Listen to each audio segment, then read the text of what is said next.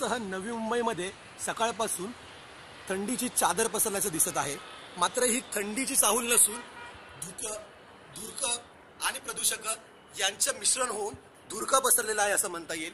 मुळात या धुरक्यामुळे अनेक समस्यांना मुंबईकरांना तोंड द्यावं लागणार आहे।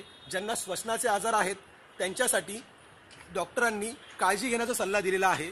तर हवामान खात्याने सांगितलं आहे की पुढचे 48 तास हे मळभ राहणार आहे। ज्यांना दृष्टी कमी आहे किंवा जे वाहन चालक आहेत त्यांनी विशेष खबरदारी घ्यावं असंही डॉक्टरांनी सांगितलेलं आहे। त्यामुळे या वाढलेल्या प्रदूषणाचा फटका मुंबईकरांना बसू शकतो। सातत्याने मुंबईतलं प्रदूषण आणि धुळीकरण वाढत आहे, त्याचा हा परिणाम आहे। त्यामुळे मुंबईकरांनी आता विशेष काळजी घेण्याची गरज आहे।